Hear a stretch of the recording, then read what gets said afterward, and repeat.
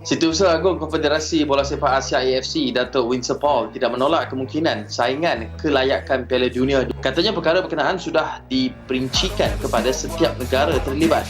Tegas beliau, semua negara bersedia sepenuhnya dengan keperluan semasa. Presiden AFC bantah ada sanksi. I don't ever slow up, no I don't take shit. I got no love for the fakeness. If you wanna play tough and wanna hate this. Tapi FIFA sudah menghukum. 7 pemain naturalisasi Malaysia dilarang main 12 bulan. So descriptive like an adjective. I got a vendetta.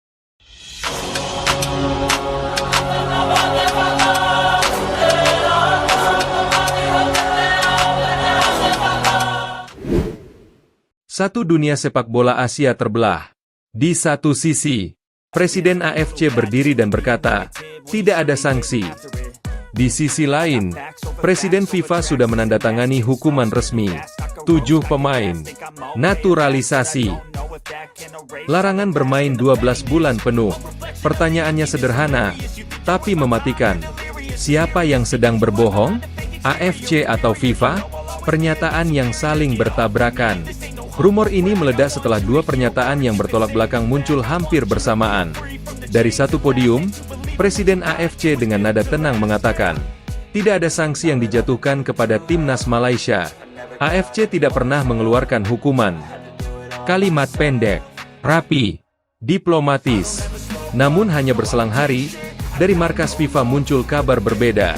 Presiden FIFA dikabarkan sudah mengesahkan sanksi administratif dan sportif terhadap 7 pemain naturalisasi Malaysia, berupa larangan tampil di kompetisi internasional, berlaku 12 bulan, terhitung sejak keputusan diketok.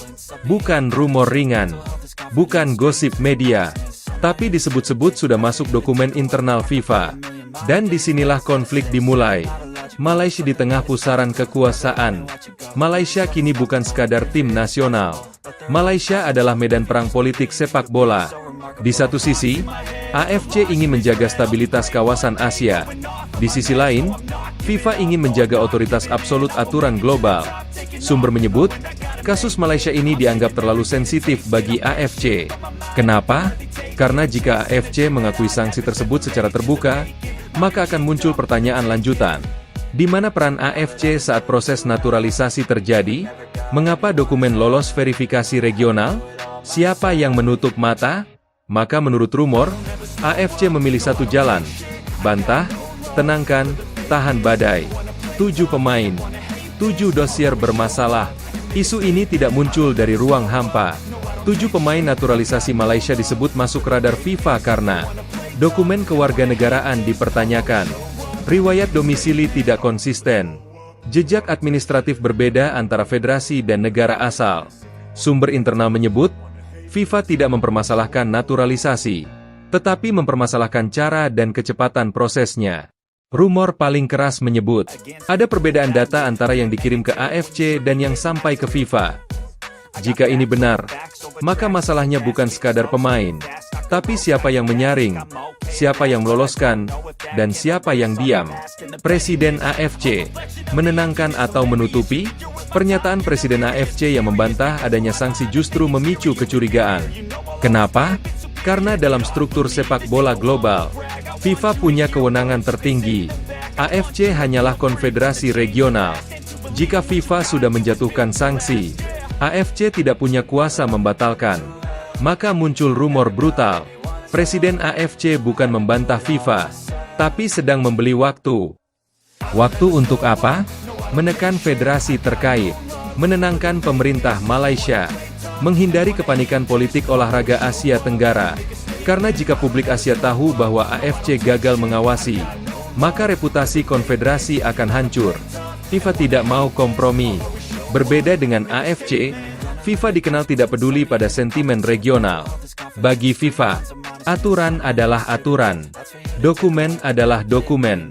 Pelanggaran tetap pelanggaran.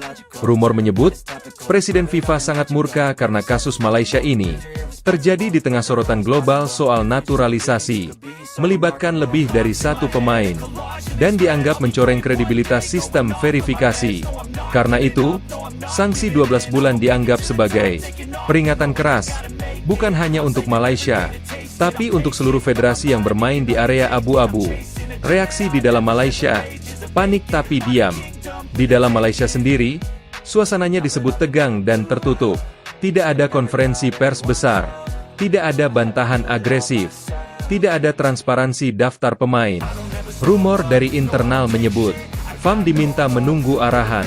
Pemain dilarang bicara ke media. Agen mulai mengamankan kliennya. Beberapa pemain naturalisasi disebut sudah diberitahu secara lisan untuk bersiap menghadapi skenario terburuk. Artinya apa? Jika rumor ini salah, mengapa ada kepanikan? Jika rumor ini bohong, mengapa tidak dibantah dengan dokumen? AF versus FIFA. Retakan yang tidak terucap. Kasus ini disebut membuka retakan lama antara AFC dan FIFA. AFC ingin stabilitas kawasan, menghindari konflik politik, menjaga wajah Asia. FIFA ingin kepatuhan mutlak, penegakan aturan. Contoh nyata, Malaysia hanyalah korban di tengah pertarungan ini. Dan jika benar FIFA sudah menjatuhkan sanksi, maka cepat atau lambat, AFC akan dipaksa mengakui. Get off of me, this ain't no humble brag. I want you to hear words, you can say them back. I want you to feel free from the chains that last, and to believe in what you